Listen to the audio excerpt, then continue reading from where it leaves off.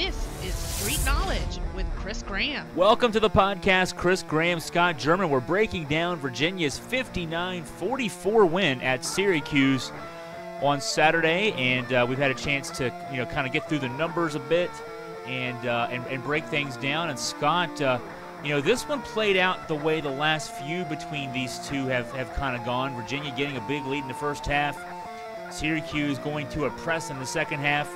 This time it's different, though. So, the Elite Eight game 2 years ago, there was a game in Syracuse in the Carrier Dome. I guess it was last year, and then the game earlier this year. 2 times Syracuse used the press to come back and win. The last time in the game in Charlottesville last month, they at least made it close at the end. This time Syracuse goes press, and Virginia doesn't press. They in fact build the lead there. So maybe the Cavaliers learned something from those other experiences. It certainly seems like it, and actually build the lead and win impressively in the Carrier Dome. Your thoughts, Scott?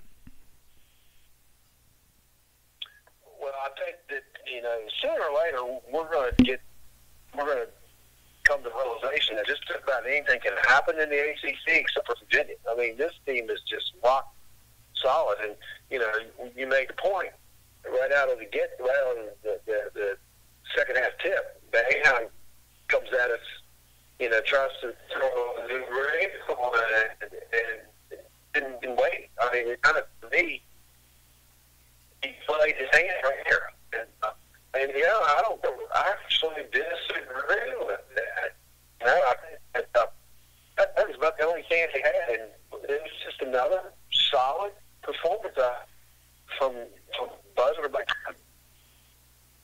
11-0. Good offensive numbers. The defense helped Syracuse today. The fewest points that Syracuse had ever scored in the Dome. 46 being the previous low a couple of years ago against Georgetown. My gosh, that must have been an ugly game. But when are we going to learn that about the only thing that we can assume is a given this year in the ACC is Virginia? Yeah, in the second half, talking about when Syracuse goes press, what you do when you go press, you're trying to create turnovers, but also, even outside of creating turnovers, just speed Virginia up. And we saw that work so well. We all remember, if you're listening to this podcast, you remember the 2016 Elite Eight game. And so, part of that was turnovers. Part of it was making Virginia rush and miss some shots, and then creating opportunities for Syracuse, to speed the game up. So first half of this game, it was a glacial pace, 25 possessions per team. Second half, even with the pressure, even with that tempo, attempt to set tempo, only 30 possessions in the second half. So really didn't speed it up that much. And part of that was, and I'd say a big part of that was, well, there were 2 factors. Virginia defensively, even though Virginia did turn the ball over 8 times in the second half, only 2 times in the first half. So Virginia did get sped up a bit. Still shot 11 of 23 in the second half. So when they didn't turn the ball over, they shot well. A second thing was Syracuse didn't shoot well. 9 of 28 from the floor in the second half. So even with the extra tempo, Virginia still kept its defensive principles. And I'd say thirdly, so adding a bonus one in here, Virginia, throughout the game, cleaning up the offensive boards. Syracuse just 6 offensive rebounds on the game. We remember that just a month ago, Syracuse rebounded 51% of their own misses. They actually had more offensive rebounds than Virginia had defensive rebounds. This time around, just 6 offensive rebounds for Syracuse, and a offensive rebounding percentage of 17.1%. And so if all those numbers being what they are, that final score reflects just a thorough beatdown by Virginia of Syracuse, a team that played them pretty close a month ago. So that's why, even with Syracuse trying to push things, maybe, Scott, that's why we were talking about this before we got on the air here. I read Boeheim going press out of the locker room as pushing a panic button. He's a pretty smart coach. He's won championships. He's won a lot of games in his career. He saw something that the rest of us maybe didn't see. He saw that his team was overmatched today. He tried to do something different. It still didn't work. And I think that says a lot about this Virginia team this year. And you have to look back too far. I mean, from the game just a couple of weeks ago in Charlottesville, they had a lot of success with that defense late in the game. So was just a desperation, last-ditch attempt by Boeheim to keep Syracuse in that game, get them back in the game. Down by 10. We were down by 10 points at halftime for Virginia. We all know that's not typical 10-point deficit. That's probably closer to a 20-point deficit, if not even larger. I think maybe, looking back, maybe it was that was the time, because you fall down even as many as 4 or 5 more points, and you look up at the clock and you're under the 16-minute mark, you're down 14 or 15 points, that game's over. And so let's talk about some individual efforts here then. So Virginia rebounds well, actually out-rebounds Syracuse in this game. It's really, a rarity to see Virginia. Well, actually, Virginia with 29 rebounds on the game, Syracuse 23. But the turnovers, even though the turnover story, this was a different game for this Virginia team. 10 turnovers, or actually 9 turnovers total, 1 in the first half, 8 in the second half. Syracuse only 6 turnovers. I mean, so this wasn't a game where Virginia created a lot of turnovers by the opponent. This was a game that created a lot of misses by the opponent. Syracuse shooting 33%. But then let's talk about DeAndre Hunter once again coming up big for this Virginia team against Syracuse. 2 games this year against the Qs, 15 points in each game, and this one even better, I would say. 15 points, 6 assists, 5 of 6 shooting from the floor, and a plus-minus of 20 in his time on the floor, so playing good defense. And also, in this one, he played a slightly different role. He played some 4, like he's been playing for Virginia the past few weeks, but he played a lot of guard today for Virginia as well. Tony Bennett tried to match up differently this time than he did a few weeks ago back in Charlottesville. He went with a bigger lineup for stretches. He would have Wilkins and Diakite and Hunter on the floor at the same time, with the guards either Jerome and Salt Jerome and Guy and Hall in the backcourt. And so this game, Hunter was playing a lot in the backcourt, and still, his man-to-man defense was key. Hunter, a great all-around game in this one. Maybe even with what he's been doing lately, he's had so many great performances. I think this may have been his best performance of the season. Completely. And you still don't know exactly how, what his mobility is, if he's 100% on that ankle, or how soon he is. But, I agree. I think overall this was his effort of the season. He just keeps getting out of just more impressive. Here's another quick stat. Bench score, UVA 27, Syracuse 0. Now, that's pretty, 27 points from 2 players, by the way. That's pretty impressive statistic, I would say. I think overall, I think that Virginia attacked the press. I like the way they attacked it. I think that was something they didn't quite do as well as what we thought they would do in the waning moments of the game in Charlottesville. And I heard Tony talk about it in the hosting show about that.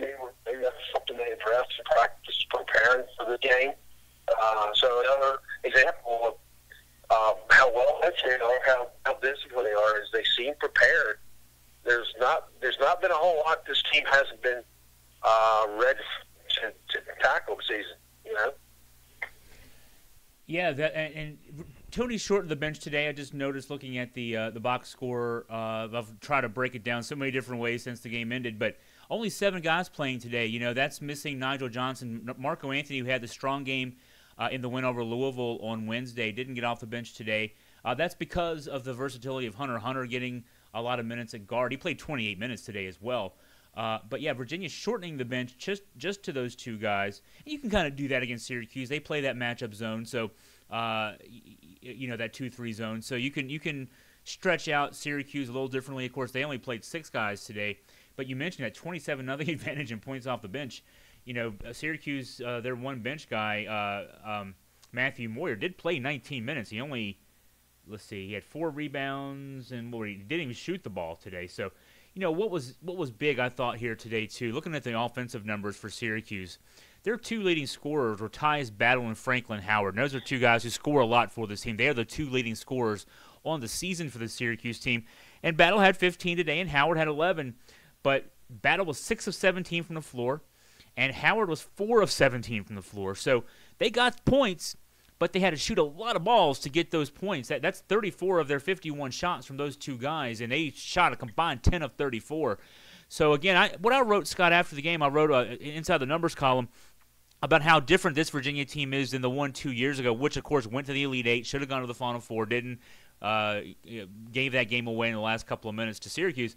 But one thing that's so different about this Virginia team is Syracuse 2 years ago, and of course they're a different team as well, but Syracuse 2 years ago was able to make that comeback in that game because they were able to break Virginia down defensively on one-on-one dribble drives, just getting past their guy.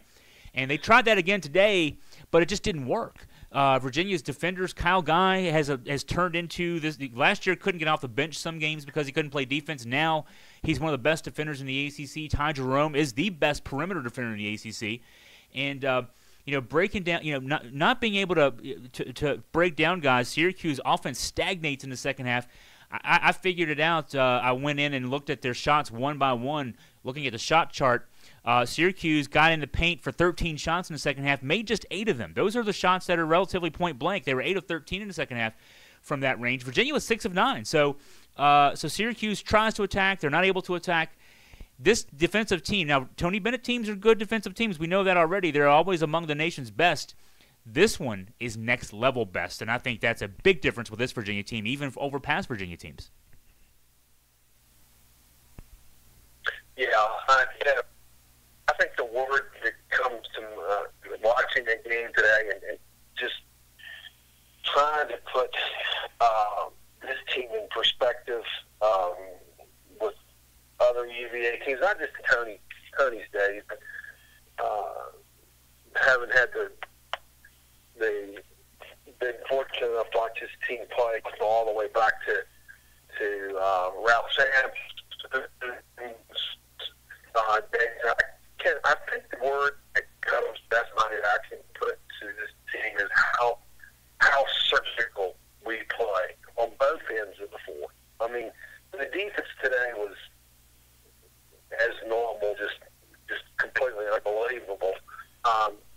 But how well the team, the patience, the intelligence, how well they executed on offense against the zone, that was amazing. And, it's just like watching, a precision surgery take place. Everybody working together, everybody's hands going in different directions, but they're all working for one ultimate outcome. I mean, this team is just truly a pleasure to watch.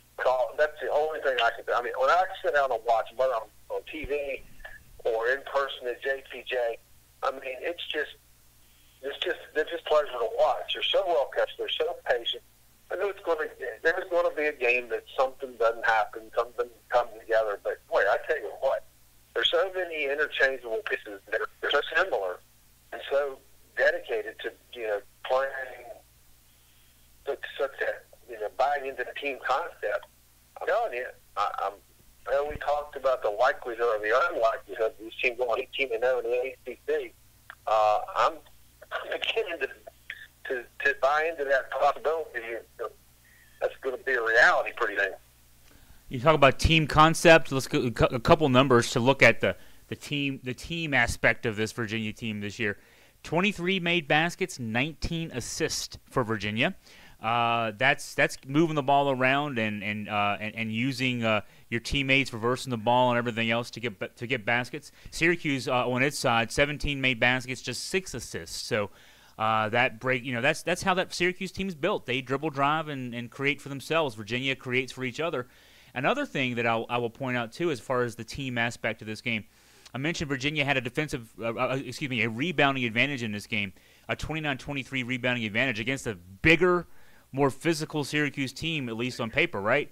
Well, so Virginia has a rebounding advantage. Nobody on the floor today for Virginia, 7 guys with more than 6 rebounds, nobody with less than 3 rebounds for this Virginia team. So you talk about spreading things out there. It wasn't one guy going up and grabbing them all. It was a team effort with the rebounding. It was a team effort on the offensive end, moving the ball around, getting those shots for each other. And, that number 2 stands out. I'll have to go back and maybe, analyze this from previous Syracuse games. But when you play against the zone, that sort of forces you, in most cases, at least a lot of cases, you pass the ball around, you create on your own because you're playing against that zone. You don't usually have anywhere near that ratio, that 19 out of 23 ratio in terms of assists on made baskets against a zone team.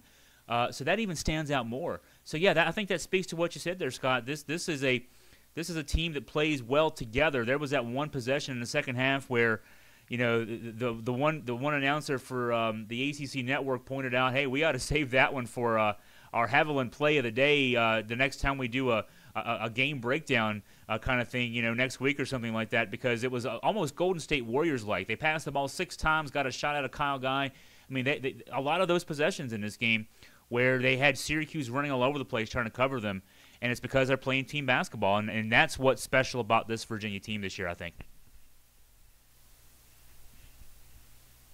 Absolutely. That concept. Every player on the team's bought into this part of the category of being a dead horse. But this thing, we're doing all this with a team that's just not that talented. You imagine what we would do if we actually had big time out there? I mean, we'd probably be 22-1. Oh, wait a minute, or maybe we'd be perfect in the ACC. But we are. So here's the interesting. When things are going good, it's really easy to try to find all these. For us being numbers gurus, it's fun to look at all of these stats and just think how incredible it is. This step about the missions, not to the game. We're 11-0 in the ACC.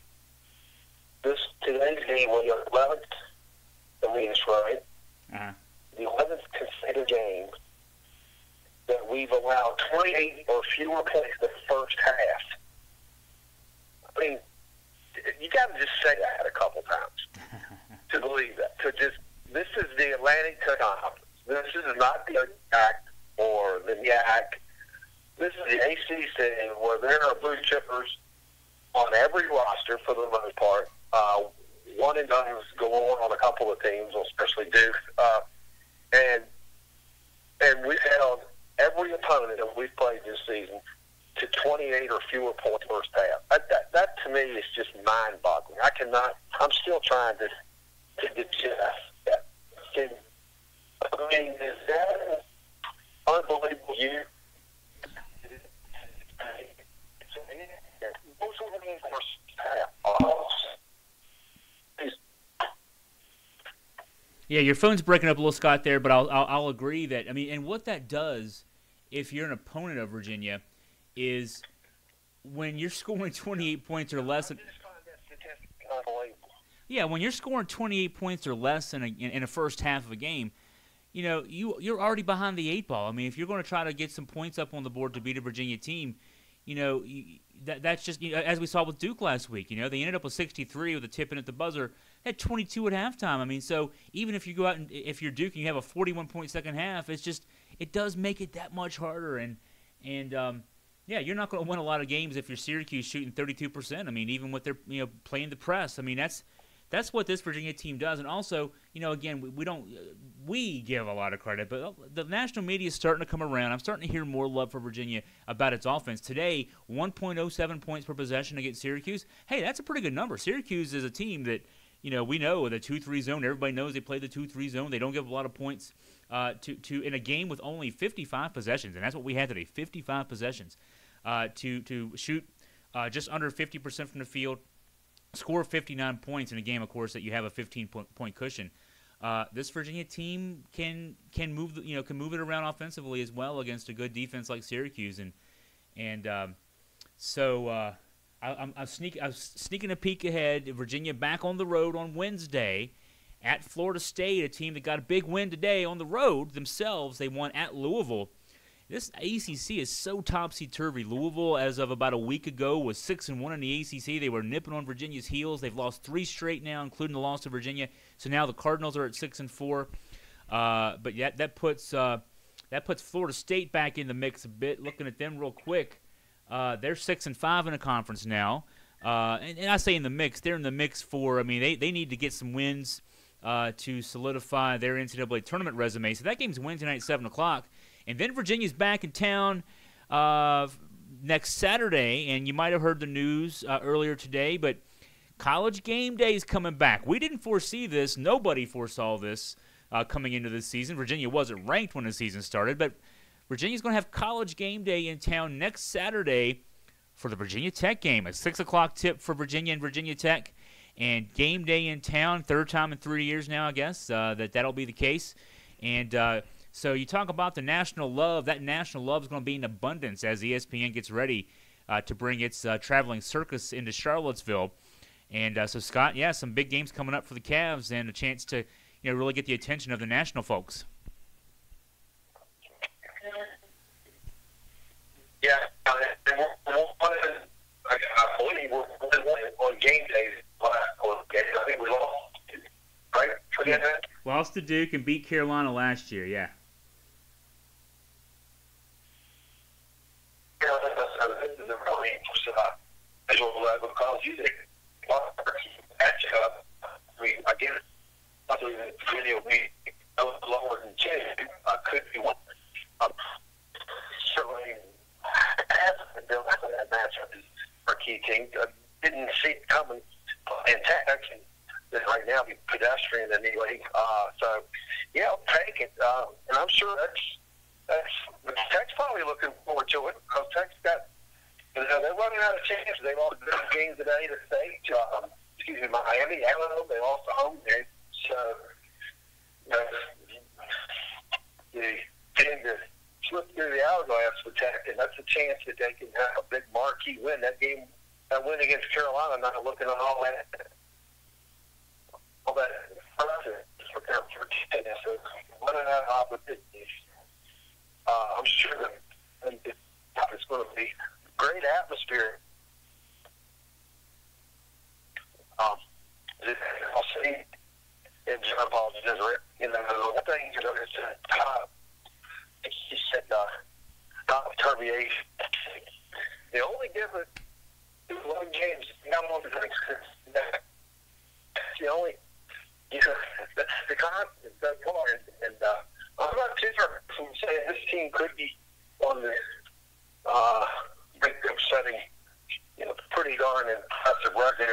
They might not ever broken, and that would be going 18. And I'm not predicting it. I'm just saying, all of that is getting more and more possible. I'll say that as we wrap things up here, the game with Florida State is a tough one. Certainly, Florida State at home on Wednesday. Virginia going down to Tallahassee. And that's a 7 o'clock tip. Scott and I will get together. We'll talk on Monday. We'll start getting you ready for Florida State. I'll have my game previews coming up on Augusta Free Press. I mean, yeah, we got a lot to get you ready for as far as that goes. But still, for this game, this Syracuse win for Virginia, I've already got the game recap up. I've got my game column up that breaks down the numbers. And we'll have more from the post-game of Virginia's win over Syracuse. And then we turn our attention to Florida State. So the Cavs get the win, 59-44 to improve to 11-0 in the ACC, 22-1 overall, 14 straight wins. These are all great numbers. For Scott German, I'm Chris Cram. Let's sign off. And I want to thank everybody. Wahoo Wah, and have a great night.